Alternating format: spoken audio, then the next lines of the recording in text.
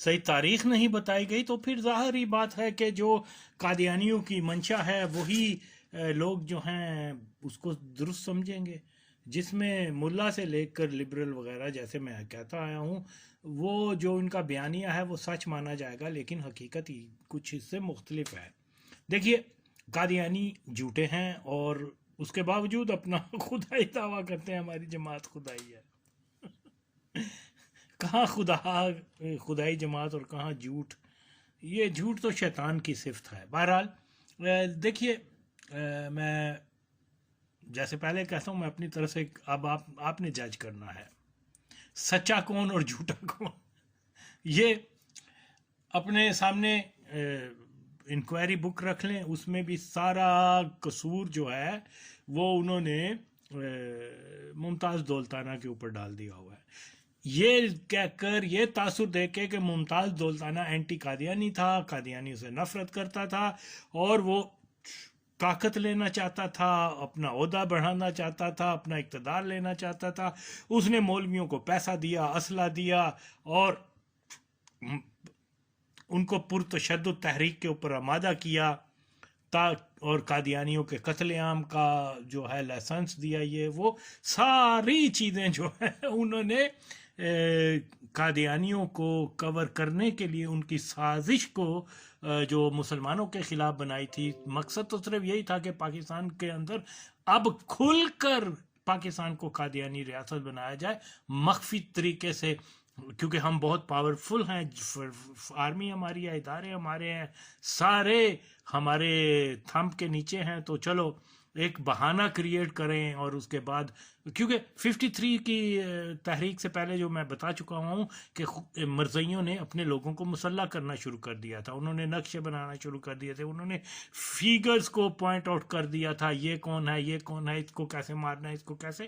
تو یہ ساری چیزیں جو تھیں وہ ایک اشتعال انگیزی کی طرف تھیں، اور اس کا نتیجہ یہی نکلنا تھا، تنگ آمد بجنگ آمد۔ تو مسلمانوں نے اس کے اوپر احتجاج کیا، مظاہرے کیے، یہ جائز مطالبہ رکھا کہ اور اس مطالبے اب وہ بین ہونی چاہیے کتاب۔ ایک تو وہ قادیانیوں نے لکھی کتاب، کہہ رہا ہوں انکوائری کی رپورٹ، ایک تو قادیانیوں نے لکھی، اور دوسرا جب 1974 میں وہ جو مطالبہ کر رہے تھے مسلمان، جنہوں نے اپنے خون کا نذرانہ دیا کہ مرزائیوں کو نون مسلم ڈکلیئر کیا جائے، اور ڈکلیئر ہوئے، اس کا مطلب یہ ہے کہ وہ حق پر تھے۔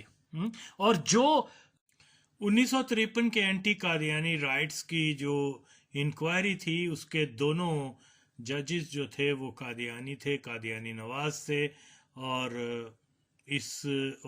ظاہر ہے جو انہوں نے رپورٹ مرتب کی ہوگی وہ قابل اعتبار نہیں ہو سکتی۔ اس رپورٹ کا ایسنس یہی ہے کہ سارے مسلمان دہشت گرد تھے، اور ایک مظلوم بے گناہ ایک بہت ہی پیس لونگ کمیونٹی قادیانیوں کے خلاف یہ اٹھے تھے، اور ملک میں ایک فساد اور بغاوت اور اس قسم کے وہ مسلمانوں نے شروع کی تھی۔ لیکن یہ سچ نہیں ہے۔ پہلی بات تو یہ ہے کہ ججز جو ہے وہ نیوٹرل نہیں تھے، ججز قادیانی تھے، اور اس کے بارے میں پہلے بھی تمام ثبوت دے بیٹھا ہوا ہوں۔ اور آج یہ جو لبرل وغیرہ آ کے باتیں کرتے ہیں کہ یہ انکوائری پڑھ لیں، بھائی انکوائری کون سے فرشتوں نے لکھی تھی؟ بہن چودھو، وہ بھی تو قادیانیوں نے لکھی تھی نا۔ کرپٹ تھے یہ ماچود حرامزادے، جو مرزائیوں کی مراد کے لیے جو ہے انہوں نے اس قانون کا استعمال کیا۔ حد یہ ہے کہ وہ 53 کی انکوائری کی ہیرنگ جب ہوتی تھی تو وہ دونوں ججزوں نے کہلوا دیا کہ مرزا بشیر کو کہو کہ وہ ہمارے آنے کے بعد عدالت میں آئے، کیونکہ اگر ہمارے سے پہلے آئے گا تو پھر جو ڈیکرم ہے اس کا عدالت کا، اور یہ وہ کہ اس کو مرزا کو اس جو ہے ججز کے آنے کے اوپر اٹھنا پڑے گا۔ یعنی یہاں اس حد تک جا کے وہ قادیانیوں کے کتے تھے۔ تو یہی ہوتا تھا کہ ججز پہلے آ جاتے تھے، پھر مرزا صاحب بعد میں آتے تھے۔ میں یقین کہتا ہوں اگر اس کی جگہ قائد اعظم ہوتا تو انہوں نے قائد اعظم کو یہ رعایت نہیں دینی تھی۔ یہ سچائیاں جاننے کے بعد بھی آج مسلسل جھوٹ بولا جا رہا ہے. وہ لبرل، وہ کیا نام ہے اس کا، حسن نثار، اور وہ زیدی، اور وہ whatever they names are, ان بین چودوں کے ناموں کے اوپر کیا جانا ہے. میں بتا رہا ہوں یہ جو خود کو لبرلز کہتے ہیں، تو یہ ایک بات کا جواب نہیں دے سکتے. یہ اتنے بینچ اور ڈیٹ ہیں اور اتنے بے شرم ہیں، اور خود کو کیا کہتے ہیں کہ جی we are the elite of society, we are the most educated, پتہ نہیں ڈیموکریٹک اور انصاف پسند، اور پتہ نہیں کیا کیا نام دیتے ہیں اپنے ساتھ. بچپن میں انہوں نے کیا کچھ نہیں کروایا، یہ تو محلے والے جانتے ہیں ان کے. خیر، تو بہرحال اس ویڈیو کا جو موضوع ہے وہ یہی ہے کہ ایک طرف تو قادیانیوں نے 1953 کا سارا ملبہ جو ہے وہ ممتاز دولتانہ پر ڈال دیا. اس کو اینٹی قادیانی کہا گیا، شدت پسند مسلمان مولویوں کا اتحادی اور مولویوں کو سپورٹ کرنے والا، اور تحریک کا جو 1953 کا جو سارا کچھ اس کے اوپر ڈال دیا. اور کیونکہ وہ بغیرت، وہ بہنچود بھی قادیانی تھا، تو بجائے اس کے کہ وہ بتاتا کہ میں خود مرزئی ہوں، میں مرزئیوں کی خدمت کرنے والا ہوں، میرا والد مرزئی تھا، میرا سارا خاندان مرزئی ہے، تو میں کیسے قادیانی مرزئیوں کے خلاف جا سکتا ہوں. لیکن کیونکہ ہدف سارا یہ تھا کہ یہ ساری جو گند ہے جو انہوں نے پھیلائی تھی، جو لوگوں کو شہید کیا تھا، ظلم کیا تھا، وہ انہوں نے کارپیٹ کے نیچے دبانے کی کوشش اس طرح سے کی کہ وہ ممتاز دولتانہ کو اس کا مین کریکٹر جو ہے وہ بتا دیا. یہ جھوٹ ہے، یہ ڈیفینیٹلی جھوٹ ہے. اب یہ لبرل، یہ ماچود، یہ حرام زادے، یہ گشتی کے پتر اب بولے نا اس کے اوپر، لیکن یہ نہیں بولیں گے. یہ بولیں کہ دیکھو کتنا بڑا دھوکہ دیا قادیانیوں نے. ایک شخص جو پکا مرزئی تھا، اوکے، اور جس کے اٹھنا بیٹھنا، جس کا مذہب، جس کے ہر چیز مرزئی ہے، لیکن وقت آنے کے اوپر دھوکہ دینے کے لیے، فراڈ کرنے کے لیے، گمراہی پھیلانے کے لیے، لوگوں کو جو ہے وہ ڈاج دینے کے لیے انہوں نے یہ اس کا کہہ دیا کہ یہ تو جی دولتانہ کی تھی. اب دولتانہ بتائے نا کہ کس مذہب کا تھا وہ. اب اس ویڈیو میں آپ خود سن لیں کہ وہ کیا کہہ رہا ہے مرزائیوں کا. مرزائیوں کے اپنے لوگ، میں اپنی طرح سے کچھ بات نہیں کہتا، کہ کیسے مرزائیوں کے اور کیا نام ہے یہ دولتانہ کو قادیانی جماعت فنانشل سپورٹ کیا کرتی تھی before partition and after partition as well. اور وہ مرزائیوں کے ساتھ، بلکہ میں نے ایک وہ تراشا بھی نکالا تھا کہ دولتانہ کا خاندان اور آفٹر صحیح تاریخ نہیں بتائی گئی، تو پھر ظاہر ہی بات ہے کہ جو قادیانیوں کی منشا ہے وہی لوگ جو ہیں اس کو درست سمجھیں گے، جس میں ملا سے لے کر لبرل وغیرہ، جیسے میں کہتا آیا ہوں، وہ جو ان کا بیانیہ ہے وہ سچ مانا جائے گا، لیکن حقیقت ہی کچھ اس سے مختلف ہے. دیکھیے، قادیانی جھوٹے ہیں اور اس کے باوجود اپنا خدائی دعویٰ کرتے ہیں، ہماری جماعت خدائی ہے. کہاں خدائی جماعت اور کہاں جھوٹ. یہ جھوٹ تو شیطان کی صفت ہے. بہرحال دیکھیے، میں جیسے پہلے کہتا ہوں، میں اپنی طرف سے، اب آپ نے جج کرنا ہے سچا کون اور جھوٹا کون. یہ اپنے سامنے انکوائری بک رکھ لیں، اس میں بھی سارا قصور جو ہے وہ انہوں نے ممتاز دولتانہ کے اوپر ڈال دیا ہوا ہے. یہ کہہ کر، یہ تاثر دے کے کہ ممتاز دولتانہ اینٹی قادیانی تھا، قادیانی سے نفرت کرتا تھا، اور وہ طاقت لینا چاہتا تھا، اپنا عہدہ بڑھانا چاہتا تھا، اپنا اقتدار لینا چاہتا تھا. اس نے مولویوں کو پیسہ دیا، اسلحہ دیا، اور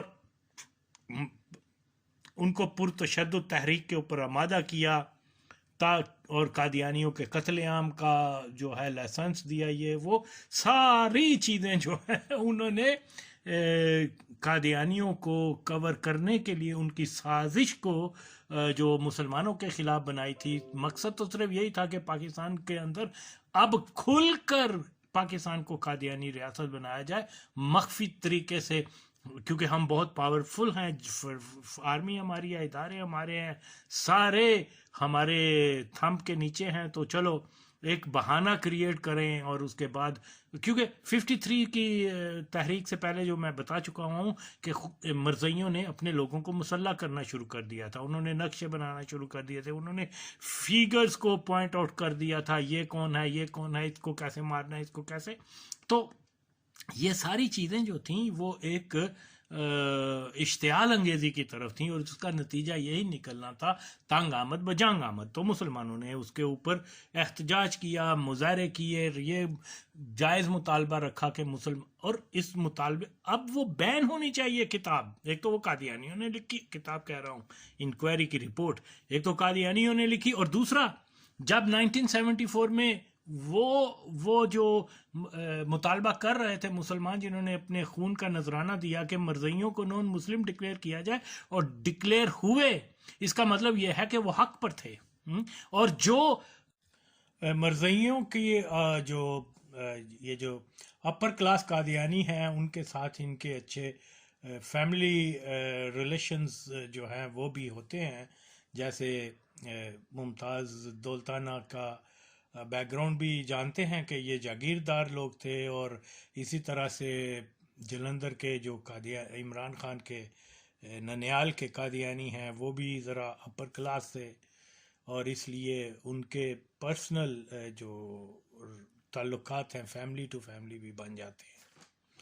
تو خیر، کہنے کی بات یہ ہے کہ دولتانہ ایک پکا قادیانی تھا، اور اس نے سارا 1953 کا گند جو ہے وہ اپنے سر پر لے لیا، صرف اور صرف مرزا قادیانی کے بچوں کو بچانے کے لیے۔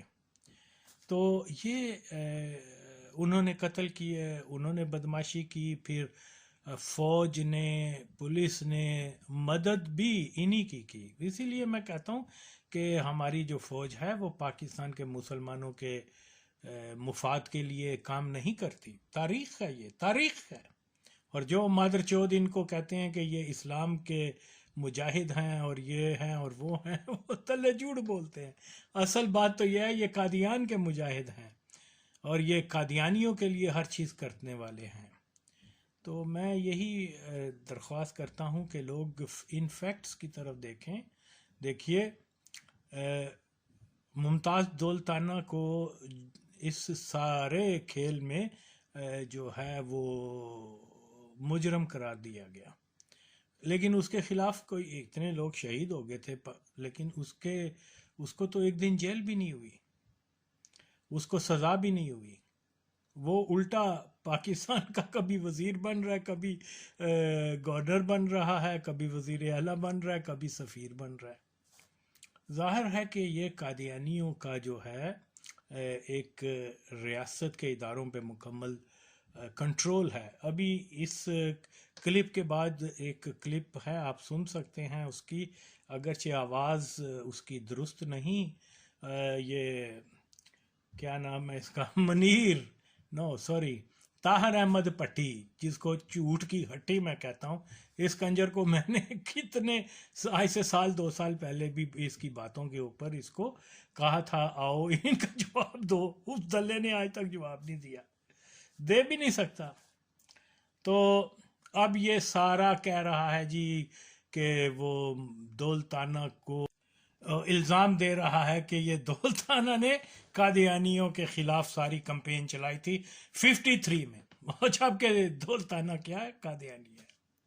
تو یہ فریب، یہ دغا بازی، مطلب ہر چیز یہ قادیانی جو ہیں وہ غلط، اپنے ہی لوگوں کو کبھی، جیسے اوریا مقبول جان ہے، یا سو مینی ادر، کیا نام ہے اس کا، پرویز الہی، بہت سارے دیگر جو قادیانی ہوتے ہیں پیدائشی قادیانی ہوتے ہیں وہ ان کو یہ کہتے ہیں کہ پبلک میں آگے ہمارے خلاف بیان دو کہ لوگ تمہیں اینٹی قادیانی سمجھیں اور تم پہ اعتماد کریں. یہ یعنی ایک ان کی پالیسی کا حصہ ہے جو آج سے پہلے آج تک کسی نے اس کو ایکسپوز نہیں کیا. الحمدللہ یہ اچھا کام اللہ اگر مجھ سے لے رہا ہے تو میں اس میں جو ہے کہتا ہوں کہ یہ تو اللہ سبحانہ تعالیٰ کا ایک انعام ہے میرے لیے کہ یہ اس قسم کی ساری باتیں میں ابھی پرویز الہی کو، ضیاء الحق کو اور بہت سارے لوگوں کو جو ہے یا مقبول جان، یہ سارے بہن چود جو ہیں یہ اصل کٹر قادیانی ہیں. لیکن کیا ہوتا ہے کہ اپنی قادیانیت چھپانے کے لیے اور لوگوں کے درمیان ہیرو بننے کے لیے، کیونکہ ظاہر ہے میجورٹی لوگ جو ہیں پاکستان کے اندر وہ قادیانیوں کو پسند نہیں کرتے. اگر یہ معلوم ہو جائے کہ اقبال قادیانی تھا، یعنی یہ قبول کر لیا جائے سچ تھا تو صحیح وہ Qadiani, no doubt about it. اور جو لوگ میری باتیں سننے کے بعد اس کو پھر بھی مسلمان اور عاشق رسول مانتے ہیں وہ مرتد ہو چکے. اس میں کوئی دوسری رائے نہیں، یہ میرا بنایا قانون نہیں، یہ تو اللہ کا بنایا دستور ہے. خیر بہت ساری ایسی چیزیں ہیں جس کو سمجھنا بہت ضروری ہے. جب تک آپ قادیانیوں کے طریقہ واردات کو نہیں سمجھ سکیں گے آپ کبھی بھی قادیانیت کے اوپر جو ہے وہ غالب نہیں آ سکیں گے. یہی وجہ ہے کہ ہم جو قادیانیوں کے اپنے کتے ہیں ان کو ہم عاشق رسول کے طور پہ پیش کرتے ہیں اور مکمل گمراہی پیدا ہو جاتی ہے. جیسے وہ مادر چود حرام زادہ کتی کا بچہ دلہ مرتد کیا نام ہے خادم قادیان بہن چود، وہ اس کو دیکھو کہتے ہیں جی اللہ کا ولی تھا. وہ تاڑی پہنو اللہ کا ولی، جیسے میں پہلے خواب میں بھی لاشعوری طور پہ بھی مدہوشی کے عالم میں بھی وہ کسی مرضی کو عاشق رسول نہیں کہتا. دیکھیے جی اس ویڈیو کا بنیادی مقصد یہی ہے کہ یہ لوگوں کو میسیج دیا جائے کہ دیکھیے آغا وسیم نے ثابت کیا ہے کہ 53 کی جو رپورٹ ہے، انکوائری رپورٹ، وہ بنیادی طور پہ قادیانی وزیر اعظم، قادیانی جرنیل، قادیانی جو بیوروکریسی اور مطلب تمام قادیانی ادارے، اور پھر انہوں نے جو عدلیہ کے دونوں ججز کو یہ کاروائی لکھنے کا ٹاسک دیا تھا، وہ دونوں قادیانی تھے. ایسے پکے قادیانی کہ وہ مرزائیوں کے ساتھ ان کے اچھے تعلقات تھے، بہت دوستانہ تعلقات تھے، مرزائیوں کی رسپیکٹ، مرزائیوں کے لیے ان کے دل میں نرم گوشے. یہ میں نہیں کہہ رہا، یہ خود وہ مرزا جو بھی مرزا کیا نام ہے اس کا، مرزا عبدالحق جو امیر جماعت سرگودا تھا، اور بڑی بدماشی کی تھی اس نے 1974 کے جو بوڑھا ہو گیا ہوا تھا لیکن بڑا حرامی آدمی تھا یہ بہنچود. اس نے قادیانیوں کے وہ جو دیہاتی لوگ جو پینڈو وینڈو جو مشٹنڈے تھے ان کے ذریعے بڑا مسلمانوں کے اوپر اس نے ظلم کروایا تھا، کئی قتل کروائے تھے. خیر اس کے ناجائز تعلقات ضیاء الحق کی ماں کے ساتھ بھی تھے. تو یہ بہت وہ خود بتا رہا ہے کہ دونوں ججز نے ہمیں بتایا تھا کہ مرزا صاحب کو بولنا کہ عدالت میں جب آئے گا تو ہمارے جب ہم آ جائیں اس کے بعد وہ آیا کریں.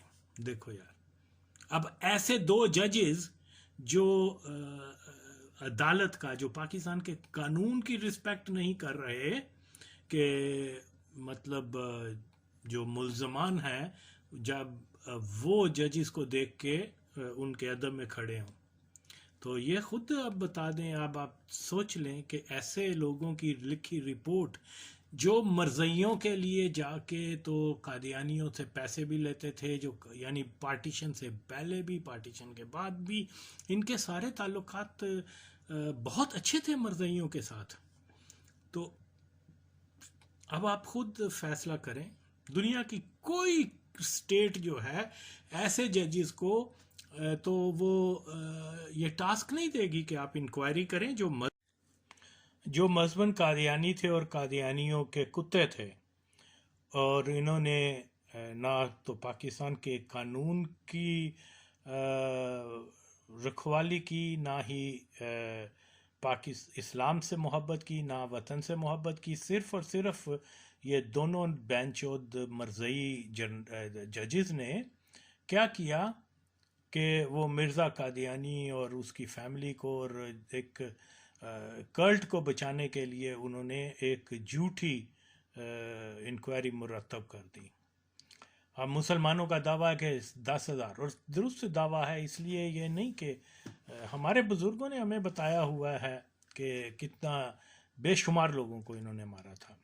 اور پھر الٹا الزام، اچھا مسلح کون ہوئے تھے؟ خدا کی قسم ہے، آئی ہیو پروون، یہ ان کی اپنی بکس ہے کہ مسلح جو تھے یہ ہوئے تھے، قادیانی ہوئے تھے، اور اس سے پہلے تیاری کر رہے تھے یہ سیول وار کر کے مسلمانوں کو ڈنڈا دے کر مار کر، اور اس کے بعد اپنی رٹ وہ انہوں نے کھلی قائم کرنی تھی.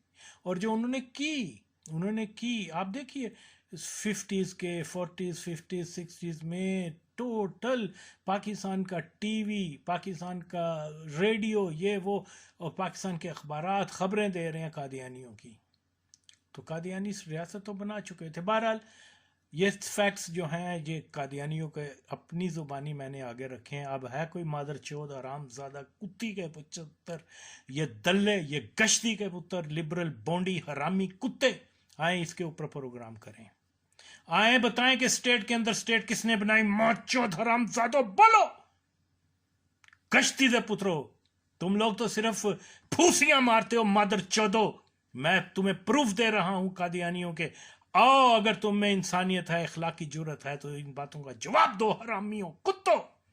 آئے وہ حسن نثار، آئے وہ مسعود وجاہت اور بہت سارے مادر چود حرامی، آئے ان باتوں کا جواب دیں. ماں چودو مرزائی خود اقرار کر رہے ہیں، اور تمہیں شرم نہیں آتی گشتی کے پترو؟ تم مسلسل گمراہی پھیلا رہے ہو. ہائے قادیانی معصوم ہے، قادیانی یہ ماں چودو. پاکستان کے کتنے پرائم منسٹر قادیانی ہیں، کتنے صدر قادیانی ہیں، کتنے جرنیل، ججز سارے آج بھی قادیانی ہیں، اور سارے جرنیل آج بھی قادیانی ہیں. یعنی ریاست ماں چودوں نے لیس دین 1% پاپولیشن ہونے کے بعد یہ ماں چودوں نے پورے پاکستان کو جو ہے یرغمال بنا کے رکھا ہوا ہے.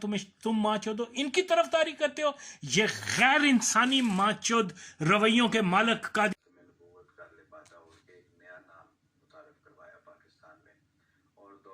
کو اپنی سیاسی ضروریات کے لیے بھی ضرورت تھی. اس نے کہا جی صدقے. اور پھر تعلیم بالغاہ کا جو اتنا زبردست پروجیکٹ تھا کہ کم از کم جو عمر میں بڑے ہو چکے ہیں ان کو لکھنا پڑھنا اور کم از کم حرف شناسی اور دستخط کرنے تک آپ جو کہ ہو جائیں، اور تعلیم کا جو گراس روٹ لیول پہ عام کرنے کا چلن ہے، یا اس میں نیا ملک ہے تو اب لوگوں کو کیپیسیٹیٹ کرنے کے لیے اس زمانے میں بھی جو فنڈز رکھے گئے تھے پنجاب گورنمنٹ کے پاس، اور پنجاب گورنمنٹ کا مطلب سب سے بڑی گورنمنٹ اس وقت کی،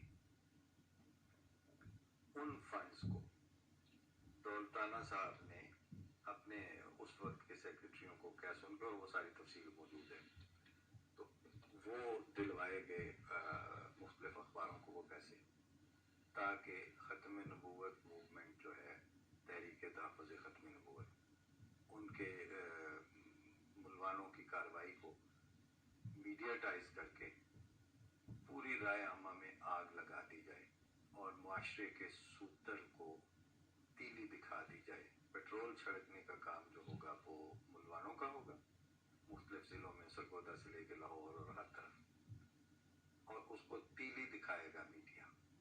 اور اس میں اخباروں نے بیعت کی تھی اس وقت جا کے دولتانہ کی. کسی نے کاغذ لیا، کاغذ اس وقت کوٹے پہ ملتا تھا، کسی نے پیسے لیے، اور یہ چیزیں آن دا ریکارڈ ہیں. تحقیقاتی عدالت کی رپورٹ میں یہ ساری تفصیل دی ہوئی ہے، جس کو شوق ہو وہاں سے کھنگال لے اور پڑھ لے.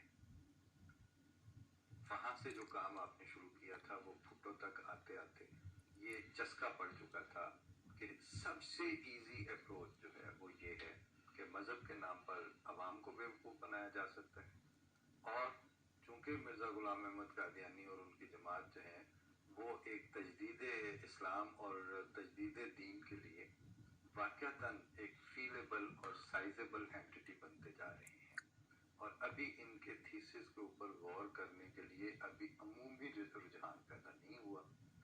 खुसूसी तौर पर इंफरादी तौर पर लोग गौर करते हैं, वो अपनी फैमिली के साथ अहमदी हो जाते हैं, उसके बाद थोड़ी बहुत मुखालफत होती है, फिर वो इनकलकेट होके फिर वो अपनी जगह पे एडजस्ट हो जाते हैं और अदरवाइज बाकियों से नुमाया तौर पर बेहतर आदमी नजर आते हैं।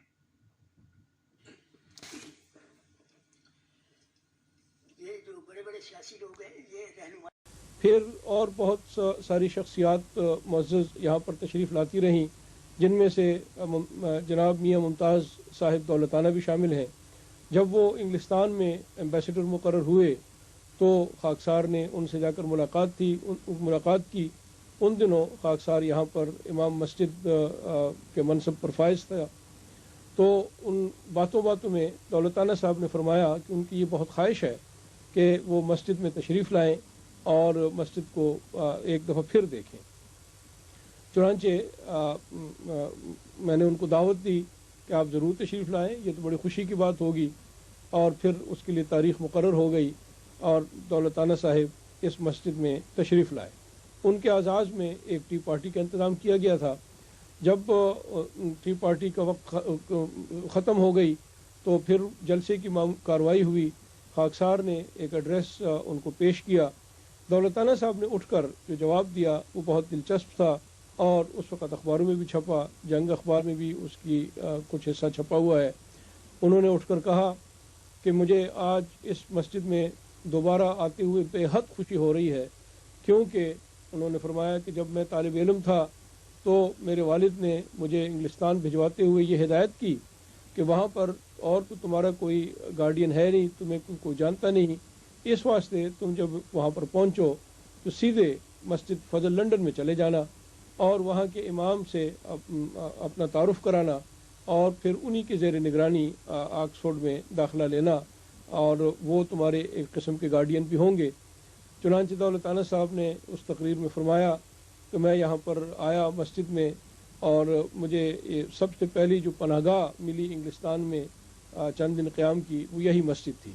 और उन्होंने ये उस वक़्त कहा कि मैं तो कर्ज़ उतारने आया हूँ उस एहसान का जो मुझ पर इस मस्जिद ने किया था, और इस वास्ते मेरी बड़ी ख्वाहिश थी कि मैं जब भी मुझे मौका मिले मैं दोबारा इस मस्जिद में जाऊँ और वहाँ पर जाकर उस कर्ज़ को उतार सकूँ जो एक एहसान की सूरत में इस मस्जिद ने और इस मस्जिद के इमाम ने मुझ पर किया था। तो वो भी यहाँ पर तशरीफ़ लाए। फिर पाकिस्तान के बहुत सारे मुअज़्ज़ज़ सुफ़रा, जिनमें लेफ्टिनेंट जनरल यूसुफ साहब का नाम ज़्यादा उभरता है, क्योंकि उन्होंने एक मौके पर नहीं बल्कि 2-3 मौके पर मस्जिद में तशरीफ़ लाए, हमारी बाज़ मीटिंग की सदारत भी की और जमात अहमदिया को खुल्लम खुला तौर पर खराज अक़ीदत और खराज तहसीन भी उन्होंने अपनी उन जलसों में पेश की। उसके बाद फिर यहाँ क्यानी साहब को मैंने फॉर द फर्स्ट टाइम ये बात कही, वो इंचार्ज थे उस वक्त, कि जो मैंने वहाँ सबमिट किया वो अब मुझे मिल जाए तो मैं ले लूँगा, क्योंकि बिल्कुल नहीं थे। साहब उस वक्त लीगल रिमेम्बरेंस थे, लीगल रिमेम्बरेंस। हाँ जी, जस्टिस क्यानी, जस्टिस क्यानी बाद में हुए जस्टिस। पहले वो सेशन जज थे गुरदासपुर में, मेरे साथ बड़ा ताल्लुक़ था उनका, कादियान भी गए थे मेरे साथ। हज साहब से मुलाकात की थी, कई घंटे इंतज़ार करना पड़ा मुलाकात, लेकिन बड़ी फ़राख दिली से मुलाकात की थी, इंतज़ार किया था। फिर दोपहर का खाना हुजूर के साथ खाया, बड़ा अजीब आदमी था। वैसे 53 की जो तहकीकाती अदालत में हुजूर पेश होते रहे हैं, हाँ, तो उस सिलसिले में हुजूर ने जो बयानात वगैरह दिए हैं उस सिलसिले में कोई इसने और मुनीर जैसे मुनीर ने दोनों ने कहलवा भेजा था हुजूर को कि हुजूर हमारे आने के बाद तशरीफ लाएं, ताकि हुजूर को उठना न पड़े हमारे आने के बाद। जो कायदा है वो तो ये है ना कि जो बैठे हों जिस वक्त अदालत आए वो खड़े हो जाते हैं। तो उन्होंने पैगाम भेज दिया हुजूर को कि हुजूर हमारे आने के बाद तशरीफ लाएं, ताकि हमारी वजह से उठना न पड़े। इतना रिगार्ड था। तो क्यानी ने मुझे फिर यहाँ लगा दिया पब्लिक प्रोसिक्यूटर। تو 2 جنوری کو میں نے 2 جنوری 48 کو یہاں چارج لے لیا تھا آ کر. پھر یہاں ایک میاں احمدین پٹی تھے پہلے جو میں سے، ان کے لیے یہ نواب زادہ وغیرہ یہ گئے کینی صاحب کے پاس کہ عبداللہ کو لال پور بھیج دو، تو ان کو وہیں رہنے دو. تو کینی صاحب نے مجھے آپ سنایا کہ مرزا صاحب، میں نے ان کو کہا کہ دیکھو مرزا صاحب کی طرف منہ مت کرو، جب تک وہ وہاں رہنا چاہیں گے وہیں رہیں گے.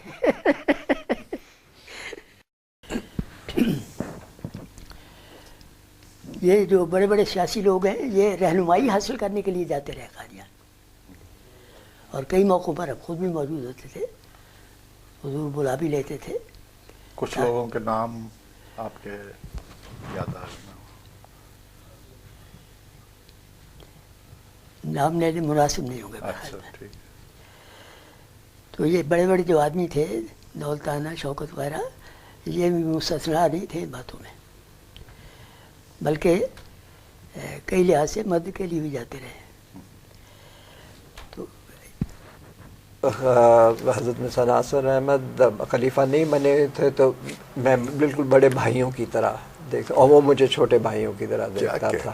اور اس سے مجھے ایک یاد آتا کہ ہم ڈل ہاؤزی میں تھے، اسد صاحب کے چچا میرے ڈاکٹر بشیر صاحب جو آئی اسپیشلسٹ تھے، وہ ڈل ہاؤزی میں ان کا گھر تھا.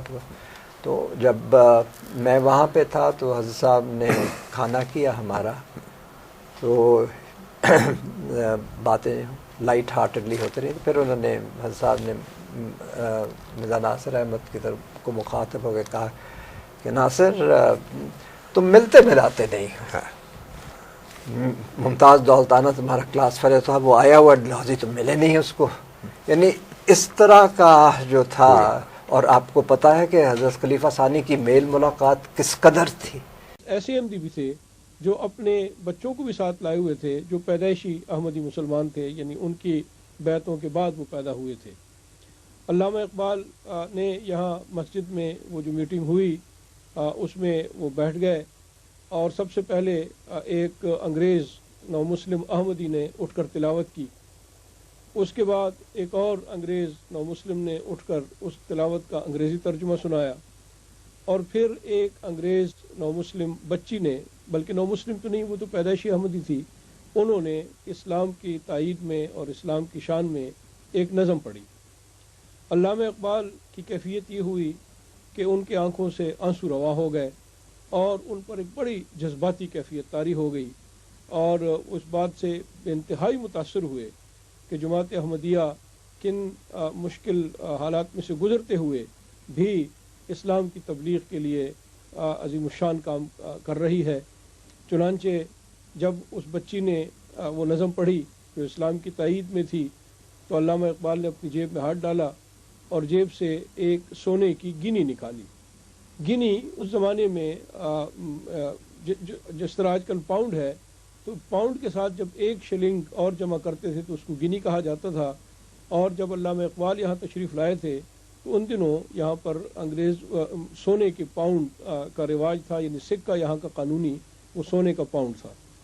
انہوں نے وہ جیب سے نکالا اور اس بچی کو تحفے کے طور پر پیش کیا، اور اس بات پر بڑی خوشی کا اظہار کیا کہ انہوں نے بہت اعلیٰ رنگ میں یہ نظم پڑھی ہے، اور جن صاحب نے تلاوت کی تھی اس کی بڑی تعریف کی. ان کا تلفظ بہت اچھا تھا اور بہت اچھے رنگ میں انہوں نے تلاوت کی ہے. تو گویا علامہ اقبال نہ صرف یہاں آئے، وہ بے حد متاثر ہوئے جماعت کے کام سے، اور جماعت کی انہوں نے اس کے بعد تعریف بھی کی.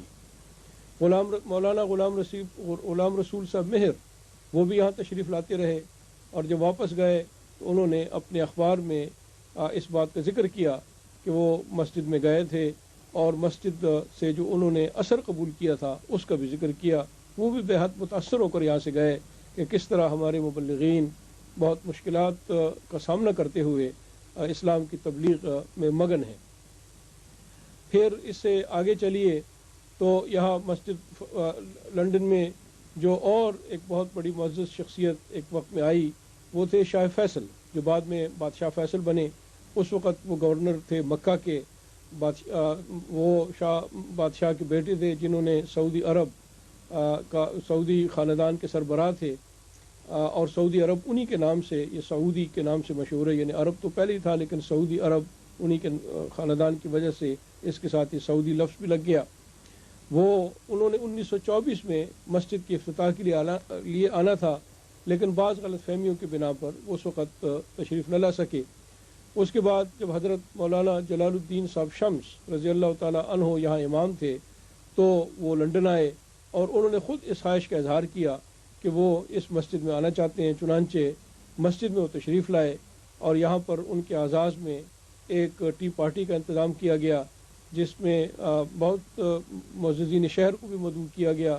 حضرت مولانا جلال الدین صاحب شمس نے ایک سپاسنامہ ان کی خدمت میں پیش کیا، جس میں جماعت احمدیت کا تعارف بھی تھا، اور جماعت کی طرف سے ان کو یہ یقین دہانی کرائی گئی تھی کہ عالم اسلام پر جب بھی کوئی مشکل پیش آئے گی، جماعت احمدیہ سب سے پیش ہوگی اس مشکل کو حل کرنے میں اور مسلمانوں کی مدد کرنے میں۔ فیصل صاحب نے بھی اٹھ کر تقریر کی، جماعت کے کاموں کو سراہا اور اس بات پر افسوس کا اظہار کیا کہ 1924 میں ان کو اس مسجد کی جو اوپننگ سیریمنی تھی، یعنی افتتاح کی سیریمنی، اس کا موقع نصیب نہ آ سکا۔ پھر سر عبد القادر صاحب ہیں جو ہندوستان اور پاکستان میں شیخ عبد القادر صاحب کے نام سے مشہور ہیں، بہت مشہور شخصیت تھی ان کی۔ وہ 1924 میں یہاں تھے اور ان کو اللہ تعالیٰ نے یہ سعادت نصیب کی، وہ مسجد میں اکثر تشریف لایا کرتے تھے، نمازیں پڑھا کرتے تھے، اماموں کے ساتھ ملا کرتے تھے۔